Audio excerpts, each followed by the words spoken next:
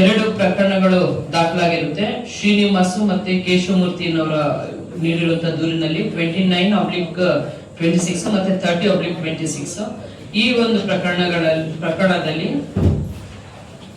ಆರೋಪಿಯಾದ ಮೊಹಮ್ಮದ್ ಯಾಸಿನ್ ಹಾಗೂ ಶಾಯಿಲ್ ರವರನ್ನು ದಸ್ತಗಿರಿ ಮಾಡಿ ಒಟ್ಟಾರೆ 6 ಮೋಟಾರ್ ಬೈಕ್ ನ ವಶಕ್ಕೆ ತೆಗೆದುಕೊಳ್ಳಲಾಗಿದೆ. ಗ್ರಾಮಾಂತರ ಪೊಲೀಸ್ ಠಾಣೆಯಲ್ಲಿ ಫಿರ್ಯಾದುದಾರರು ನಿಸರ್ಗ ರವರು ದಿನಾಂಕ 6/11/2025 ಒಂದು ಫಿರ್ಯಾದನ್ನ ನೀಡಿರ್ತಾರೆ. ಇದಕ್ಕೆ ಸಂಬಂಧಪಟ್ಟಂತೆ ಇದು ಹೌಸ್ ಥೆಫ್ಟ್ ಕೇಸ್ ಆಗಿರುತ್ತೆ. ಇದಕ್ಕೆ ಸಂಬಂಧಪಟ್ಟಂತೆ ಮೊಕದ್ದಮೆ ಸಂಖ್ಯೆ 221/25 ರೀತಿಯಲ್ಲಿ ಪ್ರಕರಣವನ್ನು ದಾಖಲು ಮಾಡಿಕೊಂಡು ಆರೋಪಿಗಳಾದ ಗಂಗರಾಜು, ಮಂಜುನಾಥ್, ಶಶಿಕುಮಾರ್, ಕೃಷ್ಣ, ಸಂದೇಶ್ ಇವರನ್ನು ದಸ್ತಗಿರಿ ಮಾಡಿ ಒಟ್ಟಾರೆ 55 ಗ್ರಾಂ ಚಿನ್ನವನ್ನ ರಿಕವರಿ ಮಾಡಲಾಗಿರುತ್ತದೆ.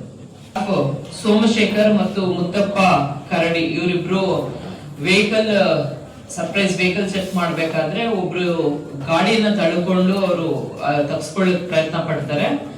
ಅವರನ್ನ ಇದು ವಿಚಾರ ಮಾಡಲಾಗಿ ಅವರ ಹೆಸರು ಮಧು ಮತ್ತೆ ಅವರು ಒಟ್ಟು 11 ಮೋಟಾರ್ ಬೈಕ್ ಥೆಫ್ಟ್ ಮಾಡಿರ್ತಾರೆ. ಇದು ಒಂದು ಪಾಂಡವಪುರ, ಒಂದು ಮೇಲುಕೋಟೆ, 2 ಕೆಆರ್ಪೇಟೆ ರೂರಲ್, 1 ಕೆಆರ್ಪೇಟೆ ಟೌನ್ ನಲ್ಲಿ ಬೈಕ್ ಪತ್ತೆ ಮಾಡಿರ್ತಾರೆ ಸಂಬಂಧಪಟ್ಟಂತೆ. ಇನ್ನುಳಿದ ಬೈಕ್ ಯಾರಿಗೆ ಸಂಬಂಧಪಟ್ಟಿದ್ದು ಮತ್ತೆ ಎಲ್ಲಿಯಾರು ಎಫ್ಐಆರ್ ಆಗಿದೆ ಅದನ್ನ ತನಿಖೆಯಿಂದ ತಿಳಿಯಬೇಕಾಗಿದೆ. ಕ್ಯಾತನಹಳ್ಳಿ ಪೊಲೀಸ್ ಠಾಣೆಯಲ್ಲಿ ಶೋಭಾ ರಾಣಿ ಅನ್ನೋರು ಒಂದು ಕಂಪ್ಲೇಂಟ್ ಕೊಟ್ಟಿರ್ತಾರೆ. ಇವರು ಮನೆ ಬಾಗ್ಲು ಹಾಕೊಂಡು ಅವರು ಎಲ್ಲೋ ಹೊರಗಡೆ ಕೆಲಸಕ್ಕೆ ಹೋದಾಗ ಹಿಂದೆಗಡೆ ಬಾಗ್ಲು ತೆಗೆದು ಯಾರೋ 78 ಗ್ರಾಂ ಚಿನ್ನದ ಒಡವೆಯನ್ನು ಕಳ್ತನ ಮಾಡಿರ್ತಾರೆ ಅಂತ ಹೇಳ್ಬಿಟ್ಟು ಒಂದು ಕಂಪ್ಲೇಂಟ್ ಕೊಟ್ಟಿರ್ತಾರೆ. ಇದರ ಸಂಬಂಧಪಟ್ಟಂತೆ ಮೊಕದ್ದಮೆ ಸಂಖ್ಯೆ 24/26 ಇದರಲ್ಲಿ ಪ್ರಕರಣವನ್ನು ದಾಖಲು ಮಾಡಿಕೊಂಡಿರ್ತಾರೆ. ಇದು ಒಂದು ತನಿಖಾ ತಂಡವನ್ನು ರಚಿಸಿ ಫೈನಲಿ ಗೊತ್ತಾಗುತ್ತೆ ಅವರ ಮಗ ಕೆ ಮನೋಜ್ ರವರು ಇವರು ಕಳ್ಳತನ ಮಾಡಿರ್ತಾರೆ. ಅವರು ಒಟ್ಟು 78 ಗ್ರಾಂ ಸಹ ರಿಕವರಿ ಆಗಿರ್ತದೆ. ಅದರಲ್ಲಿ 28 ಗ್ರಾಂ ಅಲ್ಲಿ 18 ಗ್ರಾಂ ಇವರು ಒಂದು ಬ್ಯಾಂಕ್ ಅಲ್ಲಿ ಅವರು ಪ್ಲೆಡ್ಜ್ ಮಾಡಿರ್ತಾರೆ.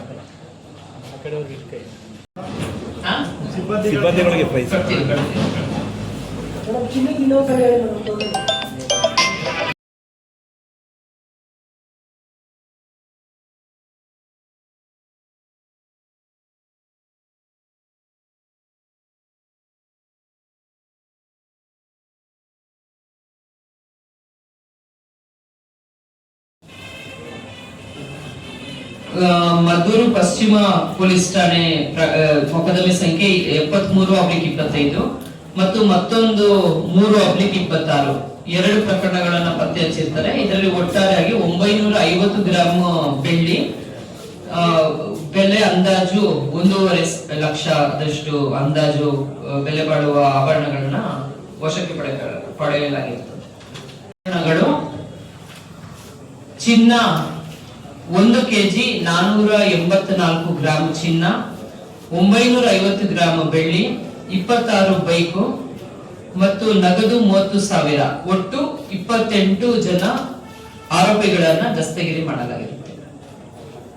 ಎಲ್ಲ ಒಟ್ಟಾರೆ ಅಂದಾಜು ಬೆಲೆ 2,20,00,000 ವರ್ತ್ ಪ್ರಾಪರ್ಟಿನ ರಿಕವರಿ ಮಾಡಲಾಗಿದೆ.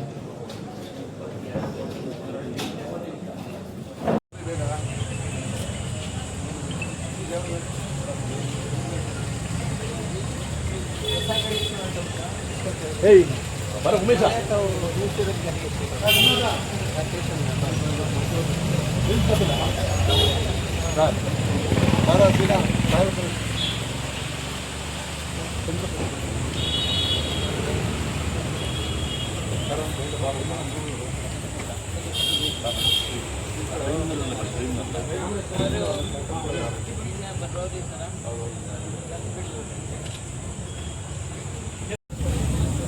ಸುಮಾರು ಇನ್ನೊಬ್ರು ಇದ್ದಾರೆ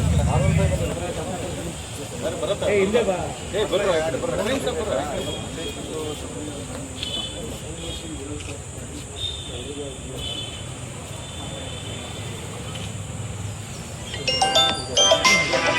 ಓಕೆ